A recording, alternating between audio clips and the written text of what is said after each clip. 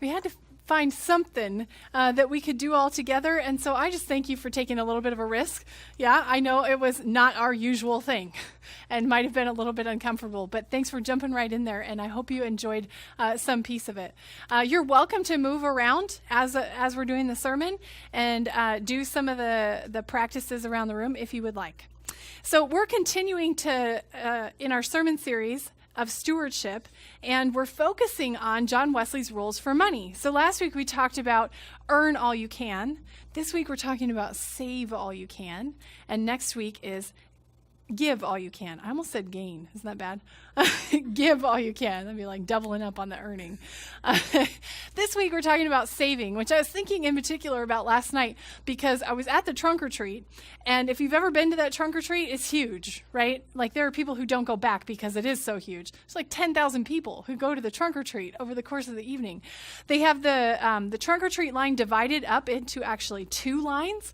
So you wait in line through the little like fence things that make the line wind back and forth, right? And then you get up there and they tell you you're going to go this way or that way. So there's 2 lines that the kids funnel through, the kids and their parents, and that line just keeps going and going and going all night long from 4 p.m. to 9 p.m. Can you imagine how much candy that is? That's a lot of candy. I was in the recreation office last week and I was like, so how much candy you guys buy for this thing? I was like, are we talking pounds? Are we talking tons? What? But they said they order like truckloads of candy, but then they also take in all the donations. So they couldn't pinpoint how many pounds of candy. Bummer, right? Like that would have been a really cool figure. But their desks were all like piled high, literally, with candy donations. There's a lot of candy. When I think about Halloween, I think about how fun it was to go around and get all the candy, but then afterwards I'd go home, and I was the type that I just wanted to eat all the candy right away, right? Anybody else fall into that camp? You're like, let's eat this. It looks good. My sister, however, was in the other camp. My parents would allow us to have 3 pieces. That's it. Like, isn't that kind of like, that's just mean. We only got to have 3 pieces when we got back after trick-or-treating. My sister wouldn't even eat her 3 pieces. She'd have like 1, maybe 2, right? She wanted to save her candy and make it last as long as possible. Who falls in the saver category? He pointed at you. That was really funny. All right, so we have some people who would save it and some who would eat it all up right away. Saving is kind of a big deal. That's what we're focusing on today. We'll talk more about those who would eat it all right away next week. Saving is something we can all relate to. My dad, when I was growing up, was a huge coupon clipper. You know, any coupon clippers in here? Is that still a thing? Yeah? Oh, awesome. My dad was like the extreme. He had this box. It's like the size of a shoebox. It was made out of plastic. And he'd, catalog all of his coupons. He clipped and clipped like every Sunday, or if we went to my grandparents' house, which was like a 4-hour drive away, he would clip coupons the whole time. The man was crazy about coupons. And in his box, he had it all cataloged like a file cabinet, little miniature file cabinet. Here's the cereal aisle, and here's the bread aisle, and seriously, the whole store is cataloged, and there's coupons in every section. Let me tell you, it's a very sad day in our house when Dad's coupon box got spilled. Oh my goodness, you'd be in trouble. But the big red letter days were when he would go shopping, which when Dad goes shopping with the coupon box, you better not expect him back like for the rest of the day. He's just gone for hours and hours. The big days were when he'd come home with a receipt this long, right? And he'd show it to my mom and he'd say, look, I saved so much money, I earned a penny, right? Who cares that we have 50 cans of corn we're not going to eat? But it's the principle of the thing. We all know how important saving money is, right? Especially coming out of a recession. You can probably list off all the things that you know how to do in order to save money. How do you save money? Give me some examples. You don't save money. At least you're honest. How do you save money? Don't drive as much. Okay, so not spending it in gas. How else? Don't eat out. Yeah, cook meals at home. What else? Oh, so what do you keep your house at in the summer? Okay.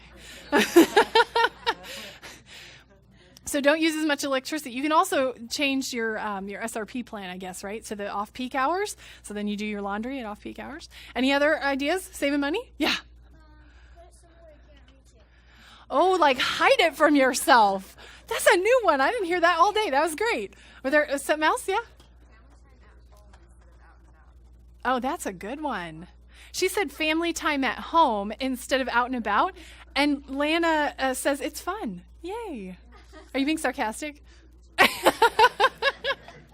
These are all really good, guys. I'm sure there's more that's in your head, but we can all make a list a mile long about how to save money because saving is really important.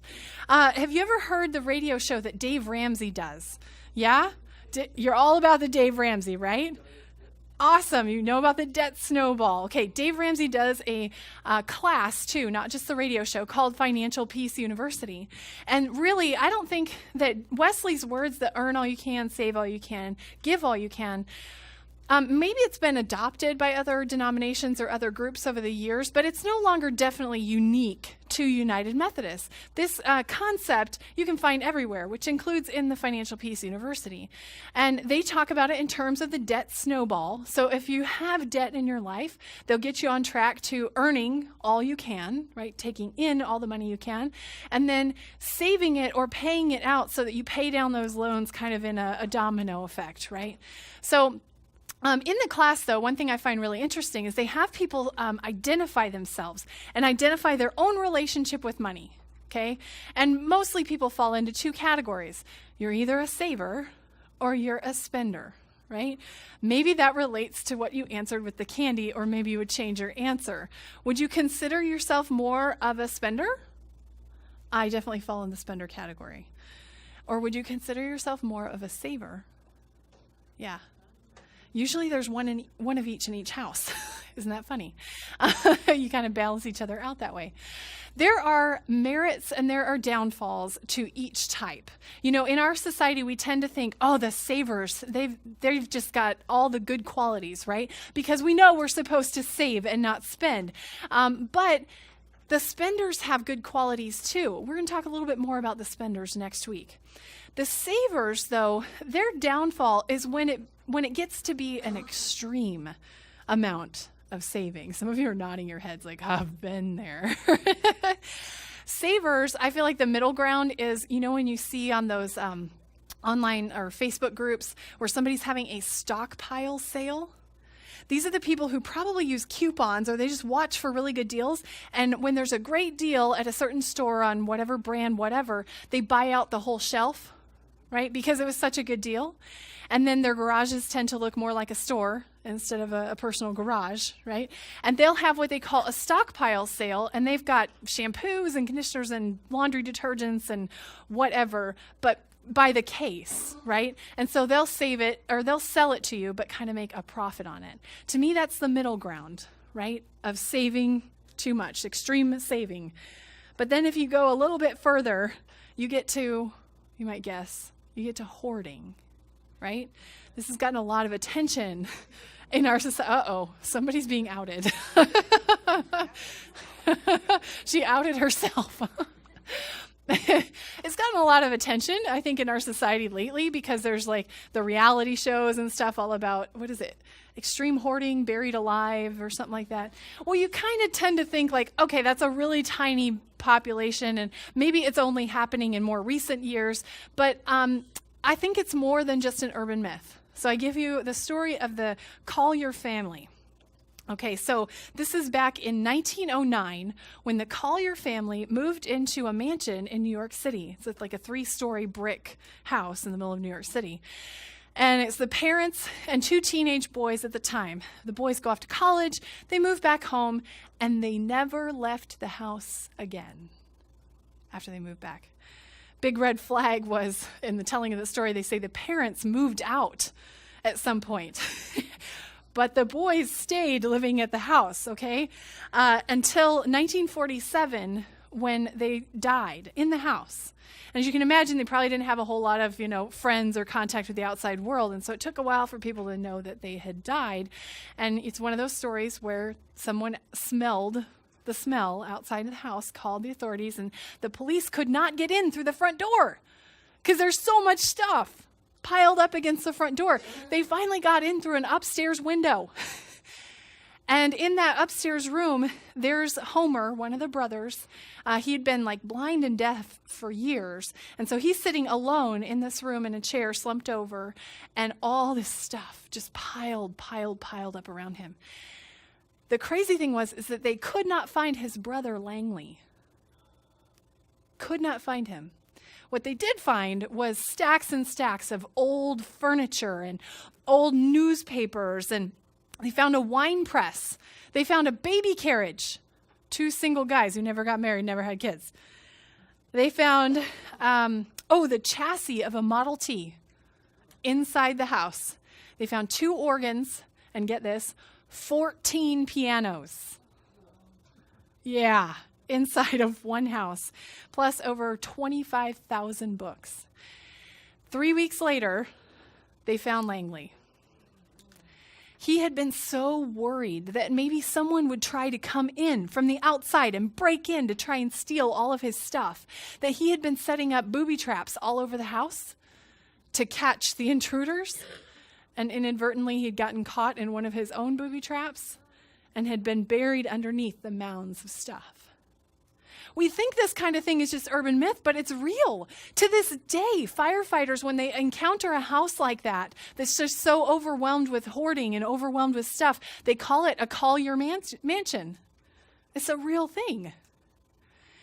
Inevitably, every time there's a case of someone who has filled their house with all this stuff, it's based in something else, right? It's not really about the stuff. It's about how that person is relating to their stuff. In every definition that I looked up of hoarding, it talks about how just the idea of giving something up, of giving it away, causes that person such a great amount of distress. It causes them pain, that they cannot part with their stuff. They're afraid that something might go wrong even if they let go of their things, even though their things may not have actual value in their lives. Hoarding is based in a feeling of panic, and it's based in fear, which kind of relates to the story that we read today in Luke, okay? It's the story of the rich man. And Jesus is talking about how the rich man relates to his possessions. And I kind of want to highlight something for you here. So he told them this parable. The ground of a certain rich man produced a good crop. And he thought to himself, what shall I do? I have no place to store my crops. Then he said, this is what I'll do. I will tear down my barns and build bigger ones. There I will store all of my grain and my goods. Do you hear the relationship that he has with his stuff? It's all his, right? He's a self-made man. He has earned all of this stuff, and it's his. That's the danger there. Actually, it says later on in the scripture, it says, life does not exist in an abundance of possessions. Life exists in being rich towards God. So really, saving, when we're called to save all we can, saving is something completely different than that extremism. We are not self-made. We are made by God. And the idea that we can have a relationship with our stuff, which includes our money, that does not rely on our own selfish desires or our own selfish plans for that stuff. That's what we're being called to. That's the relationship we're called to. In fact, we're stewards. We're caretakers of the stuff that God has given us. God trusts us to use these things for God's good intentions, not for our own. So I kind of want to introduce you to another story that I read about this week. And if you want to read more about these stories, it's all in the books that are up there, Earn, Save, Give. You can take home and read about at home. But there was a woman named Osceola McCarty. I had never heard her name before this week. I doubt you have either. Osceola was born in 1908 in Wayne County, Mississippi. And her mother was a cook in a white household in a neighboring town, bigger town. She learned about saving at an early age. Her mother taught her about saving when she was still in elementary school, because Oleola started earning a wage by taking in ironing from some of the families, maybe the family that her mom cooked for, but other families in the area. And every time she got paid for her ironing, her mother taught her to take a little bit of it and put it to the side and save it. So that just became an ingrained pattern for her whole life. Well, Osceola had to quit school when she was in 6th grade. She stayed home to take care of an elderly aunt, and she never got to go back to school. She never married. She never had kids. She never even had a car of her own or a house of her own. In fact, outside of her church friends, and probably the people that she took in all of her washing and ironing for 74 years, by the way, no one knew Osceola at all. Until she made a donation of $150,000. Yeah, $150,000 to the University of Southern Mississippi. She made that on behalf of a scholarship foundation. She established her own scholarship foundation to a school that probably never would have admitted her to go there as a student anyway. And when people kind of caught word of this, they started asking her, like, why would you do this? What has motivated you, or how were you even able to do this? And she said, I'm too old to get an education, but they can. I can't do everything, but I can do something to help somebody. And what I can do, I will do. I wish I could do more. Proverbs 13:11 says, riches gotten quickly will dwindle, but those who acquire them gradually will become wealthy. That's like the opposite of probably the way that our culture today behaves. In fact, there are studies even that show that once you reach maybe like a median level of income, which the book I was reading guessed that to be at about $50,000, a lifestyle of wealth and a lifestyle of contentment sort of part ways. Because happiness is not something that you can buy. In fact, the happiness of a millionaire will not be improved upon over the happiness of just a regular middle-class person. Happiness is found in the ways that we use our resources and the ways that we use our lives. So here's what I think it boils down to. When we're called to save all we can, the trap that we fall into is when we think that saving is the destination. Because it's not. The hard part of that is that saving is probably the thing that takes the most time. So you spend the biggest part of your life, or the most focus of your dedication towards saving. But that's not the be-all, end-all. Your goal is not to save, and that's it. Our goal is to save with a purpose. We are to save so that we value the things that we are given. And we're called to save so that we can do something with it. And as Luke 12 says, we're called to save so that we are rich towards God. We'll continue our time of worship through the giving of our tithes and our offerings.